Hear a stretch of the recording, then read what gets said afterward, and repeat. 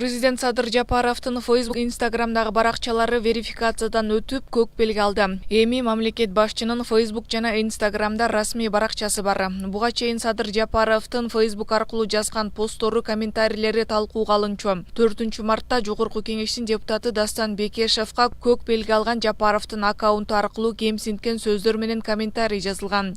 Кийин президенттин басма сөз катчысы Галина Байтерек Жапаровдун Facebook'тагы баракчасына хакердик чабуул жасалган айткан. 15 апрелде ушул эле баракчадагы У коргошунга байланыштуу посту Facebook компаниясы өчүргөн. Бул учурда маалымат катчы аталган пост эч кимдин кийлигишүүсүз атайын өчүрүлгөнүн билдирген. Ал эми 25 апрелде Телеграмдагы Садыр Жапаров деген канал Кыргызстандын бузукулары деп даярдалган схема жарыялап, коомчулукта кызуу талкуу жаралган. 26 апрелде Галина Байтерек Телеграмдагы бул билдирүүнү Жапаровдун фанаттары жазганын айткан. Президент Садыр Жапаров социалдык тармактын активдүү колдонуучусу экенин айтып келет. Ал Турсун чет элдик басылмаларга берген маегинде революцияны социалдык түйүн аркылуу жасаганын айткан.